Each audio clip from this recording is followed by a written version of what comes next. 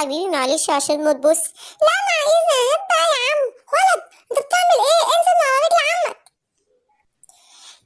انت حتى لوش. انت شوفي لعبتي دي. انت شنطتك حلوه. بنت سيبي الشنطه. بنت هاتي الشنطه يا بنت. طب والله ما انا سايبك، لازم اطلع روحك. معلش خلاص بقى سيبني يا بابا بقى، خلاص بقى سيبني. يا حضرة سيب الولد، انت بتعمل ايه؟ حرام عليك كده، ده انت موته من الضرب. ده ابني وانا بربيه، مالكش دعوة، ليك شوق في حاجة؟ بسم الله الرحمن الرحيم. اللهم صل وسلم وبارك على نبينا محمد، صلاة تحل بها العقد وتقضى بها الحوائج. السلام عليكم ورحمة الله وبركاته. ازيكم حبايب قلبي؟ عاملين ايه؟ ورجعنا لكم بفيديو جديد. خلينا بس نراجع بسرعة، احنا اتكلمنا عن ايه الفيديوهات اللي فاتت. اتكلمنا عن احتياجات الأطفال النفسية وقلنا انهم 8 احتياجات، وبدأنا بالاحتياج للأمان والطمأنينة.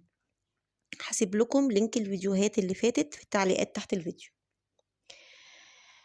بسم الله الرحمن الرحيم، نبتدي. قلنا ان الطفل نسبة كبيرة من سبب عناده انه بيحاول يوصلك انك تشوفه وتقدره وتعترف بقدراته، وممكن يوصل لو طفل احنا اهملناه ممكن يوصل، قلنا ان هو يخرب في البيت، وهدفه اثارة الانتباه اليه. يعني مفيش حد بيحس بيه، هو مش شايف ان فيه اهتمام فبيخرب بيكسر، لانه ملاحظ ان هو لما بيعمل كده انت في انتباه له. مش مهم الانتباه ده بقى يكون ايجابي يكون سلبي، تكون بتزعق مش بتزعق، هو انت خلاص انتبهت، هو كده لفت انتباهك.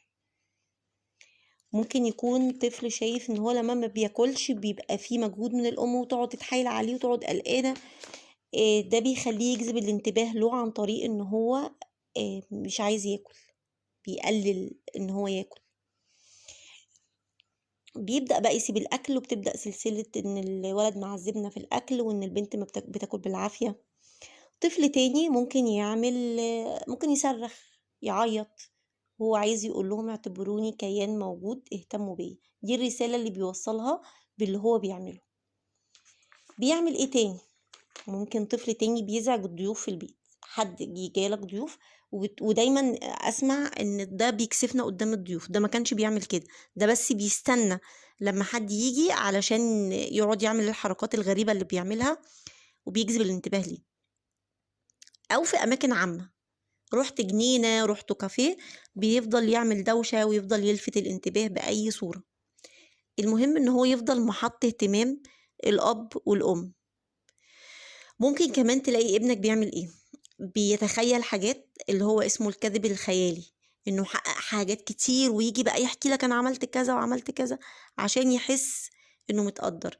كل ده طبعا في سنين مختلفة. يعني الطفل اللي هو بيعيط وبيبكي غير الطفل اللي أكبر شوية بيتصرف بطريقة تانية. بنبتدي نلاقي عند الأطفال مشاكل تانية، تهتها في الكلام اللي هي التأتأة، تبول لا إرادي، اللي من غير سبب طبي، اللي احنا كشفنا وعملنا تحاليل وما عندوش سبب طبي، بيكون بنسبة كبيرة سببه مشاكل نفسية، بيكون الطفل محتاج اهتمام وتقدير.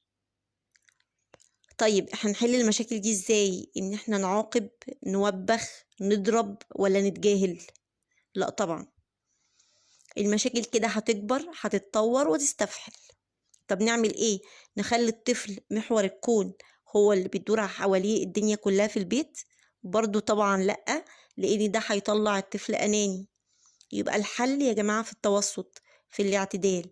نهتم بالطفل، بنحسسه ان احنا شايفينه وبنديله اعتبار ومساحة يثبت نفسه بدون إفراط. طب الإفراط زي ايه؟ ان احنا زي ما نلاقي ان الطفل عايزين نديله اعتباره، فبنلاقي بعض الآباء بيطلبوا مطالب أكبر من سن الطفل، بيدوله مهام أكبر من سنه عشان يمدحوه ويحسسوه إن هو أنجز. فبيكلفوه بوظائف وألعاب مش مناسبة لسنه وفوق طاقته. اللي بيحصل عكس ما احنا عايزين تماما، الطفل بيحس بالخيبة بخيبة أمل، وبيحس بإحباط، وبيحس بقلة ثقة بالنفس. يبقى لازم تراعي سنه وقدراته العقلية وإمكانياته ونفسية طفلك، لأن ممكن تلاقي اتنين في نفس السن بس استقبالاتهم مش واحدة. يبقى قبل ما نطلب منه ان هو يعمل حاجة لازم نعرف هي مناسبة ليه ولا لا. تاني زي ايه تاني؟ ان احنا نفرط في الاهتمام بالطفل. هنلاقي زي مثلا انت عندك ولد او بنت هادين شوية، عاقلين، سيكا زي ما بيقولوا، هيجي بقى الاب والام يفضلوا يمدحوه ان ده عاقل في الروحة والجاية وقدام الناس ومش قدام الناس، ده عاقل، ده راجل، بيسمعوه كلام زي دوت. ما بيخلوش الطفل يعيش سنه. يا جماعة لا، سيبوا الطفل يعيش سنه، طفل صغير اللي هو في سن التنطيط وسن الجري، وده ما تفضلش تقول عليه ده لا ده مؤدب جدا، ده ما بيقومش من مكانه. بيبقى الطفل عليه عبء نفسي، هو عايز الناس تمدحه وتقدره، وفي نفس الوقت من جواه نفسه يبقى يتنطط زي العيال، فما ينفعش اعمل عليه العبء دوت. هنرجع تاني لمسألة المقارنة بين الأطفال، واحنا اتكلمنا فيها قبل كده وقلنا ما ينفعش أقارن أخ بأخ ولا طفل بطفل، ولا إن أنا أبالغ في مدح طفل قدام ابني حتى لو إن أنا بمدح أخوه. الطريقة اللي فيها مبالغة شديدة في الثناء ده بيحسسه برضو بالمقارنة، ونقعد بقى نقارن بالآخرين. ده بيعمل يا جماعة قلنا أحقاد وغيرة وحسد بين الأطفال، وبيزرع في نفسية الطفل إحساس إن مش كفء زيادة، إنه فاشل. طب الصح ايه؟ امدح كل طفل، لو انا حتى مدرس، لو انا في البيت برضو بين الاخوات امدح كل حاجة بالصفة اللي فيه. ممكن واحد امدحه ده صوته حلو، واحد رسمه حلو، التاني متفوق في الرياضة وكده. كمان في حاجة مهمة لازم نعرفها، ان احنا لازم نفرغ وقت لابنك تخصصه له، عشان احنا كل ده بنتكلم في ان انت تحسسه باعتباره. لازم يحس ان هو معتبر عندك. انا بخصص وقت لطفلي اتكلم معاه، اسمعه باهتمام، ابص له وهو بيتكلم، امسك ايديه، اقرب منه. لو في ايدي حاجه اسيبها، ده هيوصل للطفل ان انا شايفه، وان على فكره الاطفال اذكياء جدا هتفهم. كان في قصة زمان قوي كده متداولة، ان اب بيلمع في العربية بتاعته مهتم بيها جدا، وابنه واقف جنبه بيقول له هي اكيد العربية ديت غالية، فبيقول له اه طبعا غالية جدا ولازم اهتم بيها عشان حتى لو حبيت ابيعها تجيب لي تمن كويس. فالطفل سكت، وفي لحظة كده قال له اه يبقى انا مش مهم عندك خالص، او ان انا مسواش حاجة، انت ما بتهتمش بيا زي ما بتهتم بالعربية. الرسول صلى الله عليه وسلم كان إذا مر بالصبيان سلم عليهم، عيال صغيرين، والرسول وهو بيمر عليهم، اللهم صل وسلم وبارك على نبينا محمد، صلوا على الرسول يا جماعة. ده كان بيدي إحساس للأطفال بالاعتبار، إن أنت وأنت معدي تسلم عليهم، ده بيزود ثقتهم في نفسهم جدا. وبرضو هقول تاني التوسط والاعتدال، عشان ما نطلعش طفل استحقاقي نرجسي، يعني لا هنطلعه مهزوز وملوش ثقة في نفسه ان احنا مهملينه خالص ونطلعه مكتئب، ولا ان احنا هنطلعه مغرور ونرجسي. الامام مالك دخل مرة على الخليفة، وكان الامام مالك هو كان امام كبير وكان شيخ، والخليفة كان بيتدرس على ايديه. لما حضر في مجلس الخليفة حضر متأخر، فدخل لقى مكانه اللي كان بيقعد فيه جنب الخليفة اتاخد. وقف عند الباب ورفع صوته وقال يا أمير المؤمنين أين يجلس شيخك مالك؟ الخليفة قال له هنا يا أبا عبد الله، ووسع له مكان وأجلسه بجنبه. وهنا الإمام دخل وقعد جنب الخليفة، وده تقدير لذاته. فالمربي نفسه لازم يكون عنده شعور بتقديره لذاته، علشان ده بينعكس بعد كده على الابن بالعدوى. بيطلع الابن بيحترم نفسه وبيقدرها، لما يلاقي أبوه بيحترم نفسه هيطلع يقلده، لما يلاقي شيخه، يلاقي المربي بتاعه، يلاقي مدرسه بيحترم نفسه، هو كمان هيطلع بيحترم نفسه زيه. من الوسائل اللي بتبني وبتغذي الشعور بالاعتبار عند الطفل إنك تمنحه الحرية. زي ما قلنا الطفل مش ملكك، حتى لو الناس اعترضت على الكلمة دي، لا، الابن مش ملكك، ده أمانة عندك، مش كرسي ولا عربية. مين منا ما لقاش حد بيضرب ابنه ضرب موت ومن غير رحمة وقاسي جدا في الشارع، وبتلاقي حد بيحاول يمنعه وبيقول له حرام عليك ابنك، بنسمع الرد: انت مالك، ده ابني وانا حر فيه. لا حضرتك، انت مش حر فيه، ابنك امانة هتسأل عليها قدام ربنا يوم القيامة حتى لو انت اعترضت. ودور الاب بالظبط عامل، هقولك زي ايه مثلا، زي السهم والقوس. مهمة الاب انه يمهد الطفل ده انه ينطلق.